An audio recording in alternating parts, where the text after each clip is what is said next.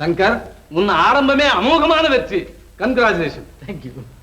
சங்கர் சங்கர் சங்கர் சங்கர் சங்கர் சங்கர் சங்கர் சங்கர் சங்கர் சங்கர். ஐயா, நீங்க நல்லா இருக்கணும். உங்க புள்ள குட்டியோட சோகமா இருக்கணும். ஒரு சல்லி காசு கூட வாங்காம இந்த ஏழைக்காக வாதாடி என் மானத்தை காப்பாத்தினீங்க. இல்லைன்னா என் குழந்தைங்க 4 பேருக்கு மத்தியில போகும்போதெல்லாம் அதோ பாத்தியா கொலைகாரனுடைய மகன்னு குத்தி குத்தி காட்டுவாங்க. நீங்க என்ன மட்டுமல்ல, என் வருங்கால சந்ததியுடைய கௌரவத்தை சேர்த்து காப்பாத்திட்டீங்க. இதை நான் என்னைக்கும் மறக்க மாட்டேன், மறக்கவே மாட்டேன் ஐயா. அடடே, என்ன இது? நான் என் கடமையை தானே செய்தேன். இதுல புகழறதுக்கு ஒண்ணுமே இல்லையே. சங்கர், அம்மா, இதோ பாத்தியா, உன் மகன் வெற்றிய மக்கள் வெற்றியா ஊரே கொண்டாடுது. இந்த பெருமையெல்லாம் உனக்கு தாமா சேரும். இந்த மாதிரி வெற்றி அடுக்கடுக்கா வந்து குவியணும்னு ஆசீர்வாதம் செய்யம்மா. என்ன ஆசீர்வாதம்? எப்பவும் உனக்கு உண்டுடா கண்ணு. என்னம்மா இது? இந்த இன்பமான வேலையில கண்கலங்குற? ஒண்ணுமில்லடா, ஒண்ணுமில்ல.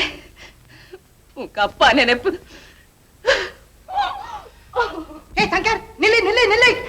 அடே அடே அடே இருங்க. அட இருங்க. ஏய் வருங்கப்பா. சங்கர் யாரு? அடே என்னப்பா, என்ன அடையாளம் தெரியல உனக்கு? நம்ம 2 பேரும் 5ஆம் கிளாஸ்ல படிச்சோம். தவிரவும் இந்த கணக்கு பரீட்சையும் போது உன்னை பார்த்து நான் ஈயடிச்சாங்க காப்பி அடிச்சேன். அப்ப வாத்தியார் கூட முதுக கொஞ்சம் பதம் பார்த்தா.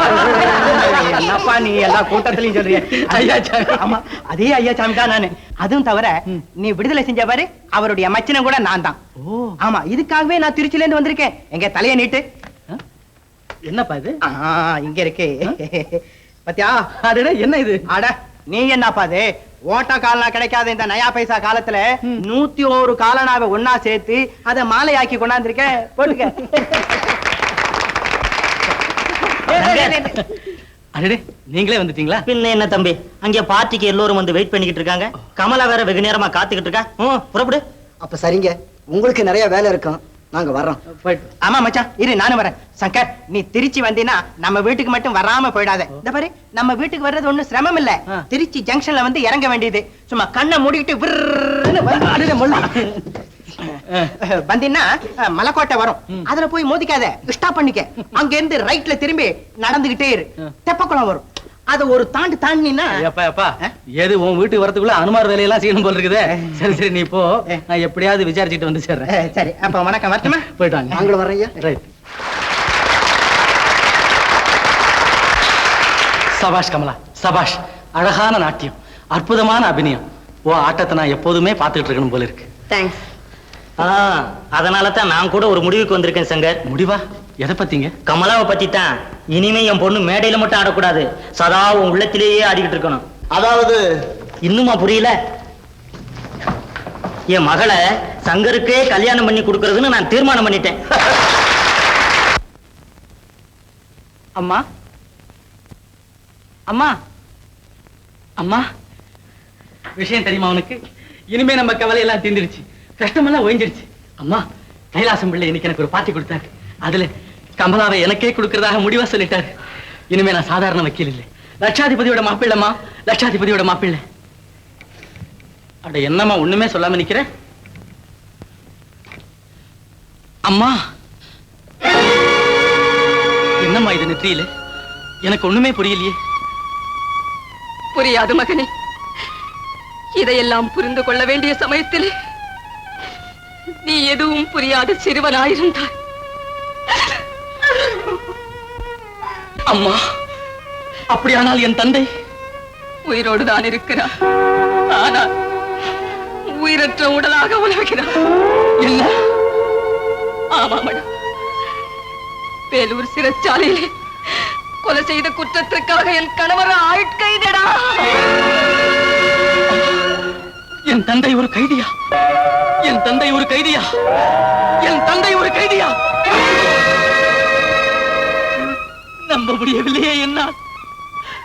அம்மா, சொல்லுங்கள், யாரை கொண்ட குற்றத்திற்காக அவருக்கு இந்த கதி ஏற்பட்டது? சொல்லுங்கள் அம்மா, சொல்லுங்கள். யாரோ மோகனாவா, அவளைத்தான் கொன்றதாக குற்றம் சாட்டி விட்டார்கள் கொடியவர்கள். அந்த கொடிய சம்பவம் எங்கேயம்மா நடந்தது? முழுவதுமே சொல்கிறேன் கேள். திருச்சியிலே தான் நடந்தது அந்த திடுக்கிடும் சம்பவம். அப்போதெல்லாம் அவர் மദ്രാസ് இன்சூரன்ஸ் கம்பெனியில் இன்ஸ்பெக்டராக பணியாற்றிக் கொண்டிருந்தார். ஒரு சமயம் திருச்சி சென்று மோகனா என்ற பெயர் கொண்ட ஒருத்தியின் இன்சூரன்ஸ் பண சம்பந்தமாக ஏதோ விசாரிக்க போயிருந்தார். அங்கேதான் இது ஏற்பட்டதாம். ஆனால் எனக்கு எதுவுமே தெரியாது. அந்நேரம் உன் மாமா வீட்டில் அமுது போல் மழலை பேசும் உன்னை தூக்கி வைத்துக் கொண்டு உங்க அப்பாவின் வரவிற்காக நான் காத்து கொண்டிருந்தேன். எல்லாம் முடிந்த பிறகுதான் எனக்கு தெரிந்தது. சிறைச்சாலையில் இருந்து என் சிந்தை அணு ஒவ்வொன்றிலும் குடியிருக்கும் என் தெய்வம் எழுதிய முதலும் கடைசியுமான அந்த கடிதத்தின் மூலம் தான் எனக்கு தெரிந்தது. அவர் கொலைகாரராம். என் கணவர் கொலைகாரராம். உன் தந்தை கொலைகாரராம். ஏன் மகனே, இன்னும் உனக்கு விளங்கவில்லையா?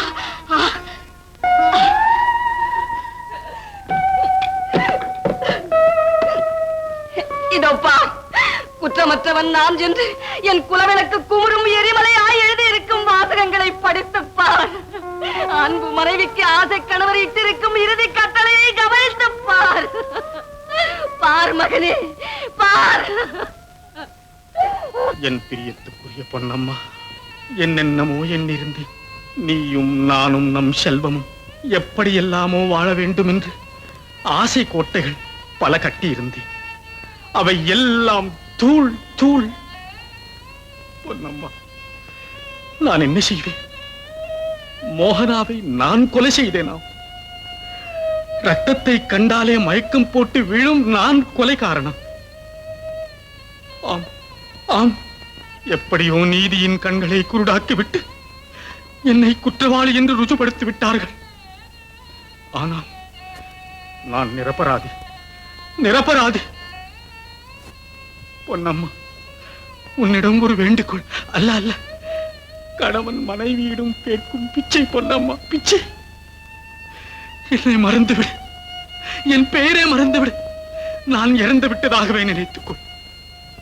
என் குழந்தை, என் சங்கர், அவனுக்கு தெரியக்கூடாது தன் தகப்பன் ஒரு கொலை குற்றத்தால் ஆயுள் கைதியாக சிறையில் இருக்கிறான் என்பது.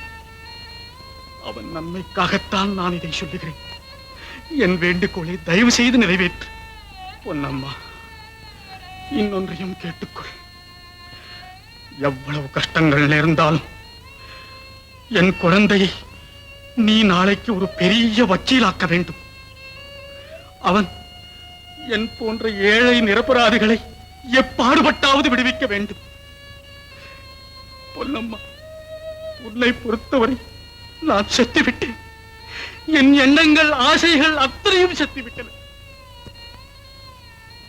இந்த உலகம் பொய், நீதி பொய், நேர்மை பொய், நியாயம் பொய், கடவுள் பொய், எல்லாமே என் வரைக்கும் பொய் பொய் பொய். இல்லை, இல்லை. இந்த உலகத்தில் நீதி இருக்கிறது, நியாயம் இருக்கிறது, நேர்மை இருக்கிறது. நல்லவர்கள் சிலராவது இன்னும் இருக்கத்தான் செய்கிறார்கள். அம்மா, புரிந்து கொண்டேன். என்னை பெற்று வளர்த்த என் பிதாவை குற்றவாளி என்று காராகிரகத்தில் இழுத்து பூட்டி இருக்கிறார்கள். ஆனால் உண்மை குற்றவாளி, கொலைக்கஞ்சா கொடும்பாவி இன்னும் இந்த சமுதாயத்தின் சொந்த பந்துகளிலே ஒளிந்து கொண்டிருக்கிறான். இதுதானே அம்மா நடந்த விஷயம்? ஆம் கண்ணே, இந்த 12 வருஷங்களாக இதை தான் என் நெஞ்சிலே வைத்து பூட்டி இருந்தேன்.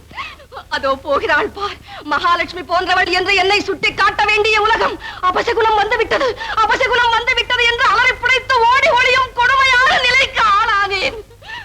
ஏன் ஏன் எந்த சட்டம் உன் தந்தையை குற்றவாளி என்று பிரகடனப்படுத்தியதோ அதே சட்டம் உன் தந்தைக்கு நிரபராதி என்று பட்டம் சூட்ட வேண்டும், அதை நான் பார்த்து மகிழ வேண்டும் என்ற ஒரே காரணத்திற்காகத்தான்.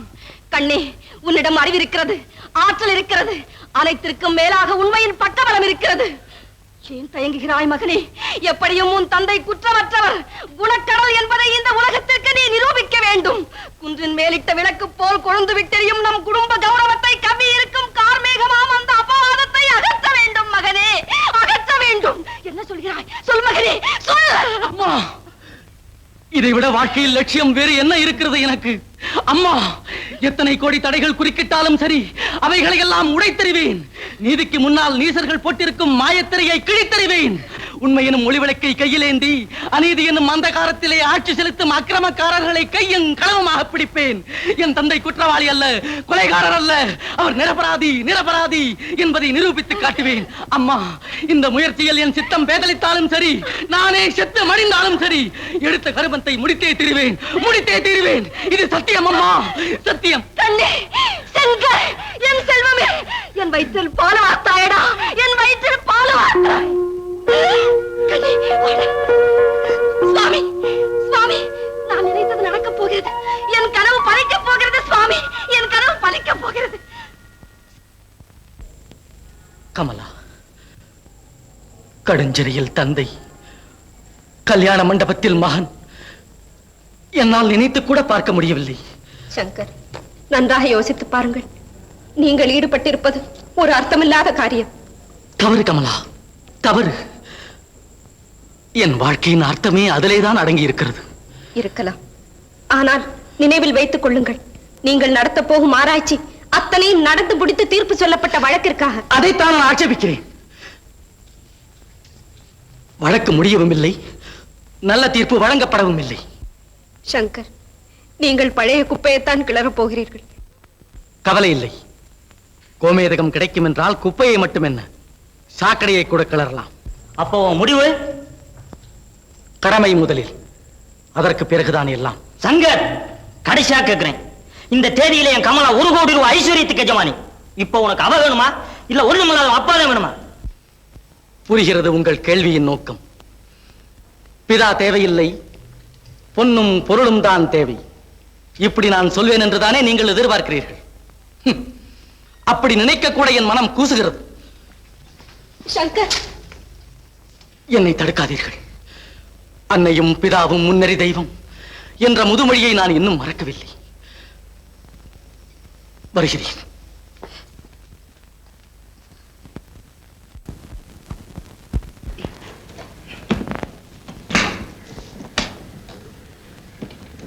புறப்பட்டுட்டியா சங்கர்? ஆமாமா, சீக்கிரமா கிளம்பினாதான் ரயிலுக்கு போக முடியும். அடே, என்னம்மா இது? ஒண்ணுமில்லை, கண்ணை கட்டி காட்டில் விட்டா போல முன்ன பின்ன பழக்கம் இல்லாத இடத்துக்கு போறிய, அங்கே உனக்கு உதவி செய்ய யாரும் இல்லையே அப்படிங்கிற கவலைதான் எனக்கு. நான் தனியாவா போறேன்? யார் சொன்னது? என் கூட உண்மை வருது. உலகத்துக்கெல்லாம் உயர்ந்த என் அம்மாவோட ஆசீர்வாதம் வருது. இதை விட ஒரு மனிதனுக்கு வேறு துணை என்னம்மா வேணும்?